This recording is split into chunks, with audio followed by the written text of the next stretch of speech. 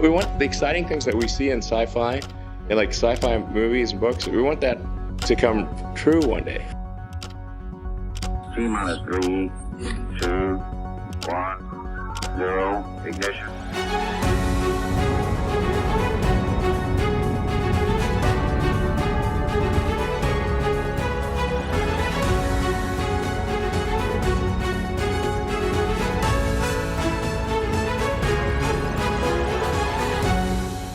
In fact, I think hardly anyone in the public knows that this is happening. Like, how do we, get this message across? Hey, really cool stuff's happening, tune in. SpaceX is like no other rocket company. They're in an unglamorous building, in the middle of nowhere, in kind of a industrial zone. But when you walk into the doors and all of a sudden you see they're making these pristine, gorgeous rockets, it feels like you've walked into a factory on another planet.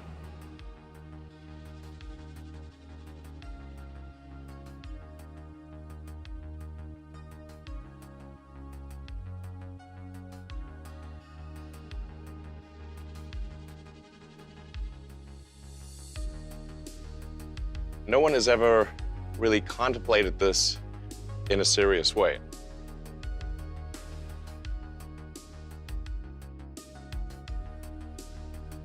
In the beginning, we thought, this is so crazy. What are we doing trying to come up with something like this?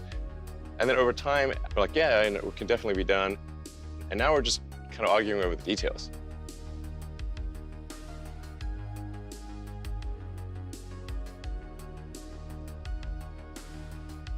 I went to Russia to look at buying a refurbished ICBM, which is a very trippy experience. It was very bizarre. And when I tell people that, they're like, what? I went to Russia 3 times to look at buying a refurbished ICBM.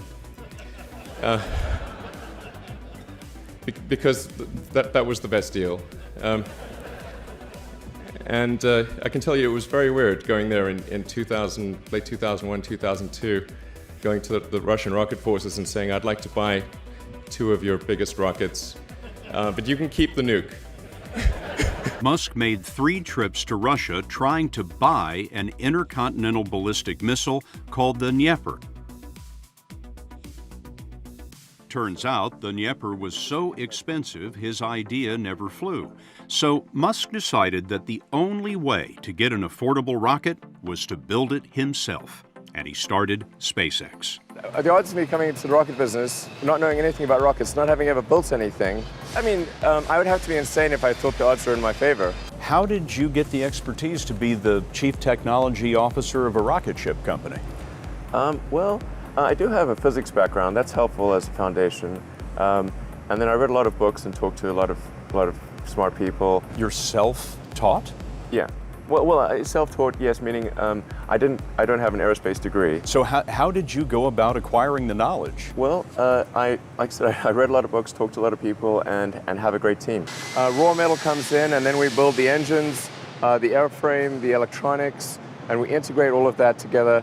And that's all done more or less under one roof. Metal comes in one end of this factory. Yeah. Spaceships come out the other. Yes. You know, there are American heroes who don't like this idea.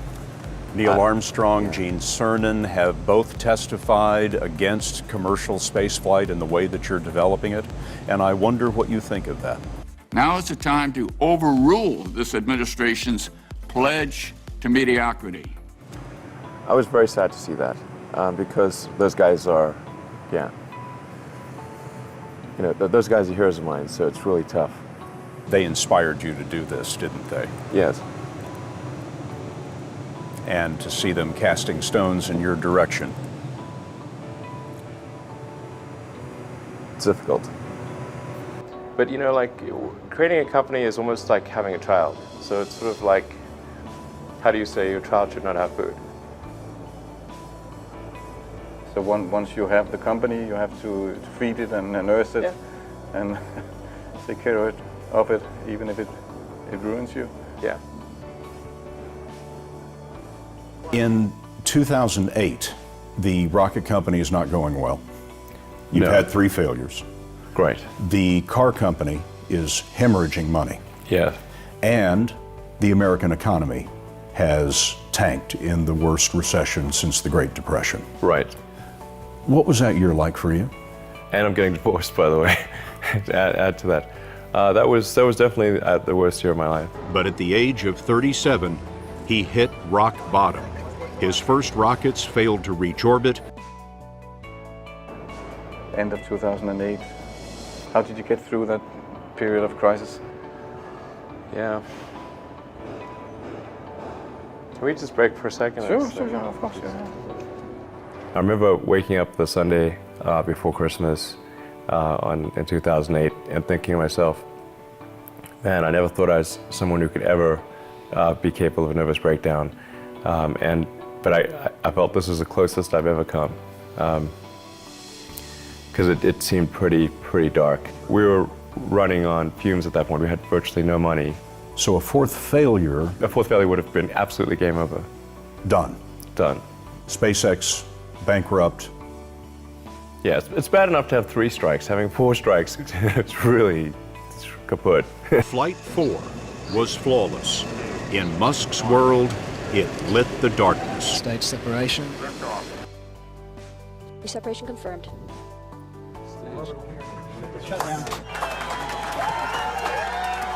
NASA called and told us that we'd won a $1.5 billion contract. And I couldn't even hold the phone. It's like, I just blurted out, I love you guys. They saved you. Yeah, they did. Only 4 entities have launched a space capsule into orbit and successfully brought it back. The United States, Russia, China, and Elon Musk. But when critics say you can't do this, your answer to them is, We've done it. But the big prize is winning the NASA contract to build America's next manned spacecraft, and Elon Musk is facing stiff competition. SpaceX is also testing a rocket that can be reused, softly landing on a column of flame. Another step on a longer journey. Just a very tough engineering problem. In the last 12 months or so, I've come to the conclusion that it can be solved.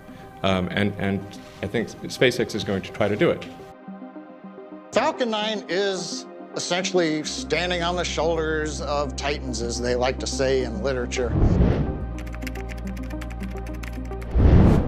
We've built upon a lot of those lessons, the things that NASA has learned. We've taken that, but used kind of a clean sheet of paper that says, how can you build a rocket knowing that we want to do things that have not been done before?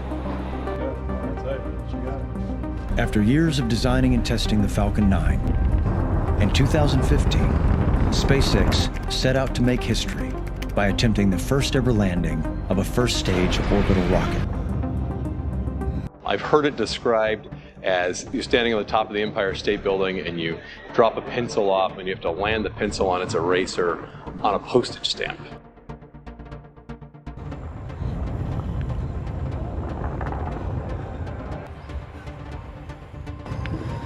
Okay, this is bad. Not too bad.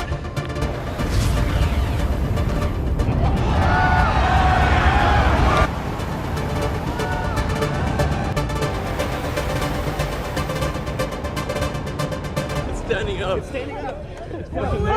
Look at this. Look at it. Look at it. It's just sitting there. Look at that. What? Holy smokes, man. Wow, this thing actually landed intact and amazing. That was crazy. Heavy lift capability is the critical technology needed to enable human missions to Mars, and a reusable heavy lift vehicle is the critical technology needed to settle Mars. In the need for an urgent abort, operator shall call hold on the primary countdown net. Groundback secure for T0 88.3 degrees.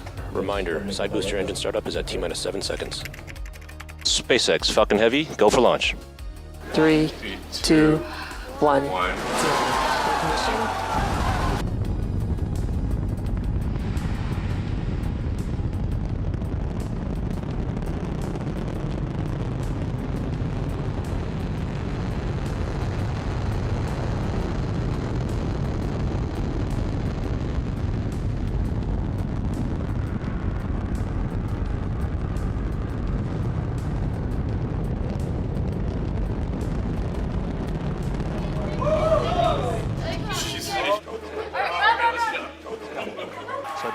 Pico.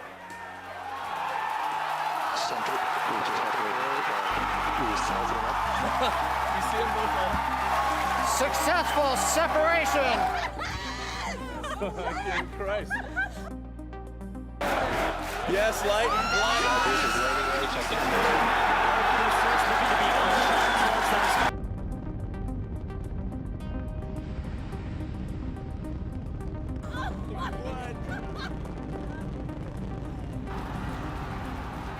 LZ1, side boosters have touchdown. Landing operators move on to 11.100 on recovery 1 and recovery 2. Stage 2, AFTS has saved.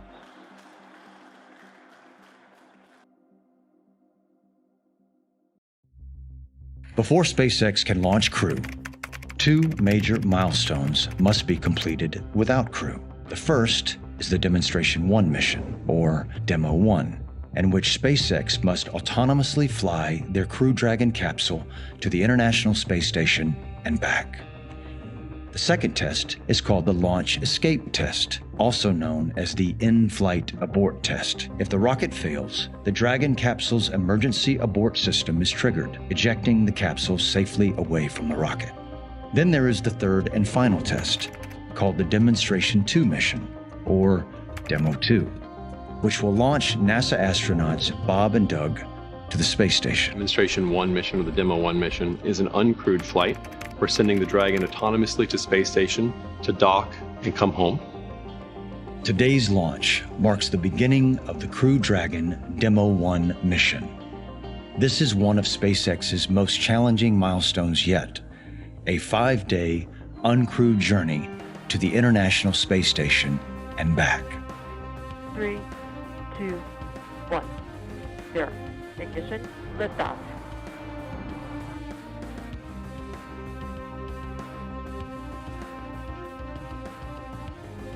You know, you're basically putting enough energy into the spacecraft such that it's equivalent to like a meteor.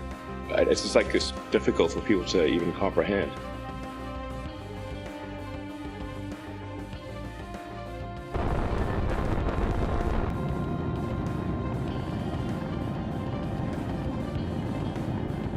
Stage 1 throttle bucket.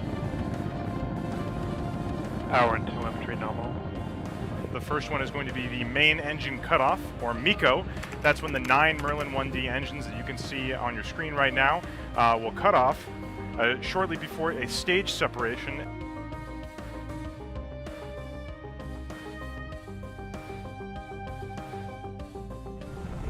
For the first stage, it starts its engines back up. It flips itself around, and the whole first stage is re-entering the Earth's atmosphere and slowly making its way back down for a landing on a drone ship that is out in the Atlantic Ocean.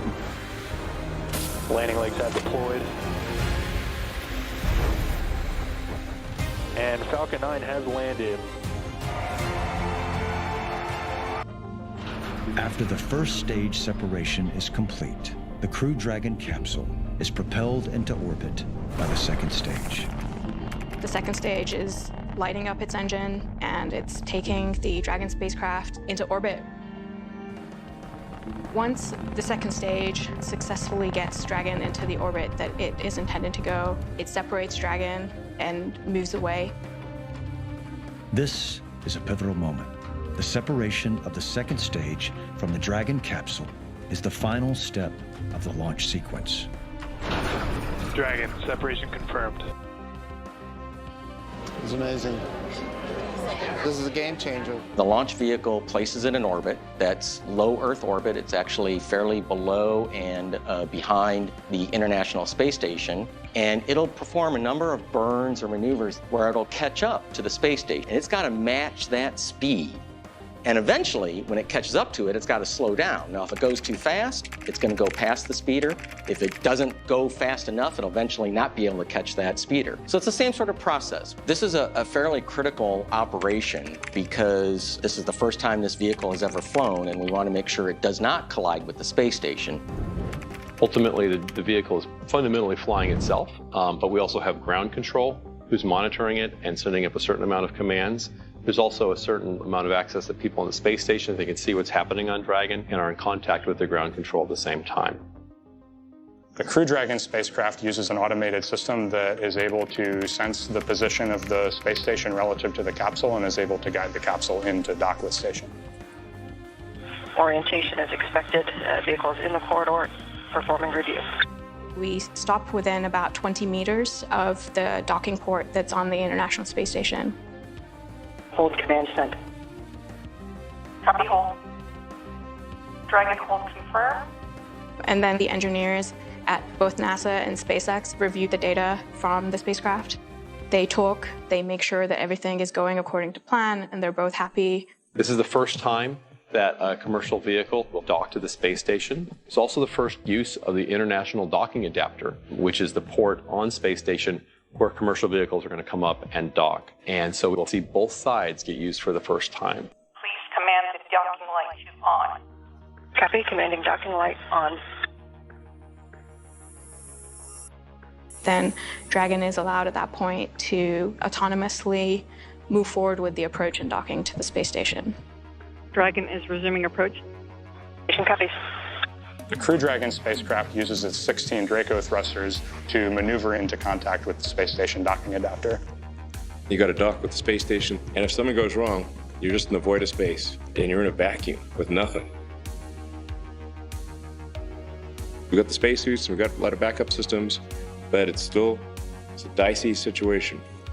Range is decreasing. Vehicle is centered. Copy. The capsule inches in towards the station. Vehicle is in the corridor. Orientation as expected. Copy. Crew Dragon has a variety of safeties in place so that should anything go off nominal, the capsule will automatically retreat and keep the station safe. All video and overlays look nominal. All status fields are showing expected status. The station crew is ready for docking. This is the first time that a commercial vehicle has autonomously docked to the space station. Vehicle mode is approach to docking port. Primary range is decreasing. Vehicle is centered. Top capture confirmed.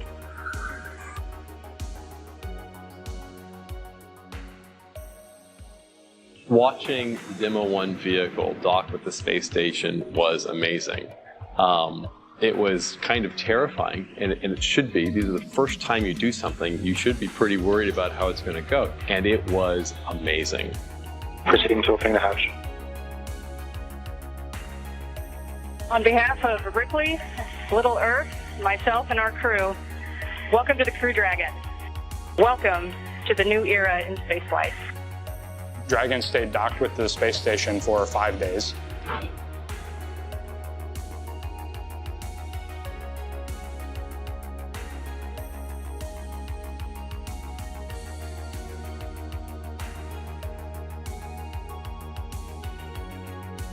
It takes about 6 hours for Dragon, once it leaves the space station, to come home and splash down in the Atlantic Ocean. The 16 Draco thrusters are responsible for orienting the vehicle in the correct direction. They fire to slow the vehicle down to the point that it will come out of orbit and begin to re-enter the atmosphere. Re-entry is one of the most dangerous points in the mission. There is no way to stop re-entry once it starts. Traveling at about 17,000 miles per hour, when Dragon hits the atmosphere, its heat shield will be put to the test as the vehicle is enveloped in a giant hypersonic fireball. The atmosphere does the majority of the work to slow the vehicle down to a few hundred miles per hour. Now that the heat shield has passed its test and Dragon has safely slowed to below the speed of sound, it's ready to deploy its parachutes, which is the final step of re-entry.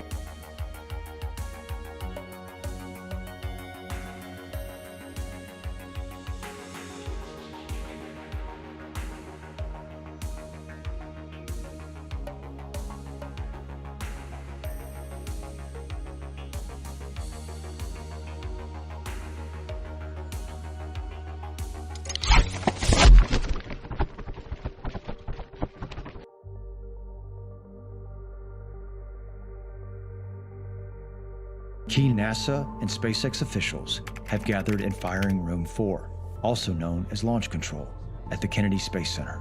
They will oversee today's critical in-flight abort test. If this test fails, the Crew Dragon program will suffer a major design setback. Now, as a reminder, the ground is not commanding this abort. It's up to the onboard computers to determine when to trigger the launch escape and do all the functions afterward. Once Dragon does trigger the launch escape, the first event will be commanding Falcon 9 to shut down its 9 Merlin engines. Now, as Marie and I mentioned earlier, Dragon will then separate from the Falcon using its 8 Super Draco engines, firing for about 8 seconds. That carries Dragon capsule with the trunk up and away from Falcon. Now, once they finish firing the Super Dracos, we coast, we jettison the trunk at apogee, we reorient the capsule to come back for entry into the Earth's atmosphere. We deploy about 2 minutes after apogee the drogue chutes, and about a minute after that, the 4 main parachutes will be released. Dragon will then splash down softly in the Atlantic Ocean, about 35 kilometers offshore. Parachutes are way harder than they look. If you go back and look at the Apollo program, they had people quitting over how hard the parachutes were. Let's take a quick look now at Crew Dragon. It stands almost 27 feet tall from the bottom of the trunk to the top of the nose cone. And Crew Dragon is composed of 2 main elements. The capsule, that top portion, is designed to hold crew and pressurized cargo, and it has an unpressurized section known as the trunk that's down below. For today's test, much of the exciting work is going to be done by the Dragon's 8 Super Draco engines we talked about, built directly into the capsule. Falcon 9 is in startup. Dragon is in countdown. FTS is armed. Go for launch. 3, 2, 1, 0. Ignition. Liftoff. When you watch a launch abort test, you're wondering, has everything been done to get this vehicle ready for an end-to-end test in one of the most stressful and dynamic scenarios you can imagine for spaceflight? State-on propulsion nominal. Falcon power and telemetry nominal. MECO, Dragon launch escape initiated. Firing is looking good. Stage 1 throttle top. Approximately 10 seconds after the abort was triggered by ground control, the Crew Dragon capsule jettisoned away. The force of the ejection made the rocket unstable and it exploded. But the Dragon capsule was already safely a mile away.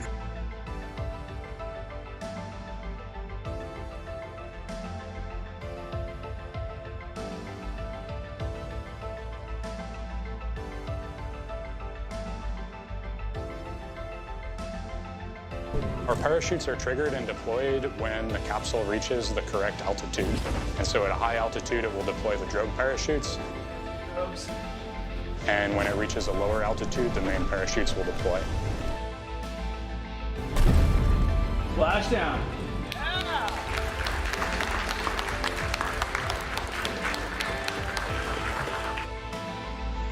You know, the system is more than just the spacecraft. It's the people behind it that are operating it across teams. But for all of the triumphs and all the successes and all the attention that a company like SpaceX gets, they have not flown humans before. So it's a huge responsibility. I mean, NASA's astronauts are their pride and joy. They're national heroes, and their lives are being entrusted with these companies. So we're going to see if they can pass that test. We're turning every stone over 3 times or 4 times just to get that probability of success as close to 100% as possible. And they're just turning the corner, getting inside that elevator. You can't see it from here, but there is a banner hanging there. You can kind of see it in the back. There's a banner hanging on the wall of the elevator with the signatures of all the people who worked on this mission. So it was really important for them to hang that up in there so Bob and Doug could see it.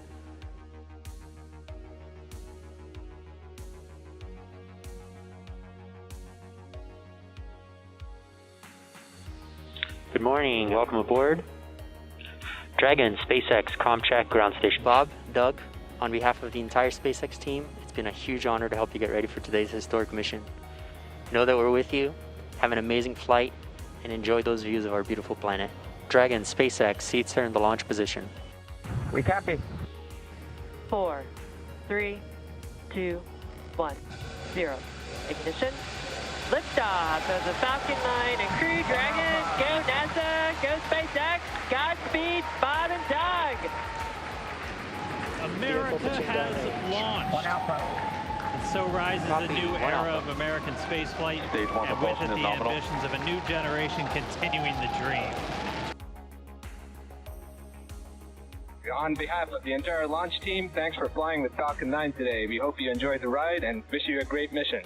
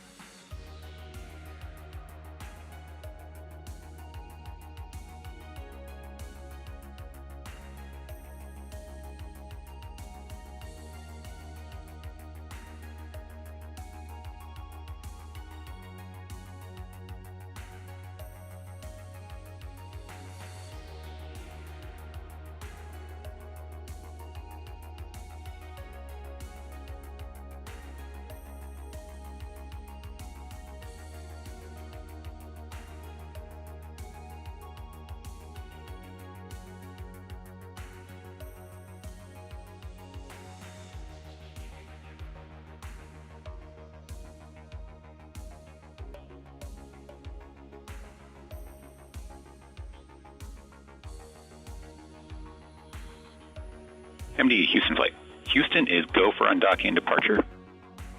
Dragon is committed to undock. SpaceX Dragon on Dragon to ground. We are ready for the systems brief. Copy. As stated, Dragon's in a healthy state. We are proceeding toward the primary landing site, and your timeline is current.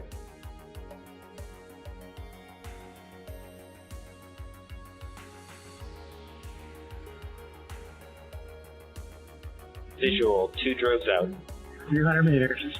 We are braced for splashdown. Copy, brace for splashdown. Endeavor, on behalf of the SpaceX and NASA teams, welcome back to planet Earth, and thanks for flying SpaceX. I think like my entire adrenaline, it was just dumped, you know. It's like, thank God, you know.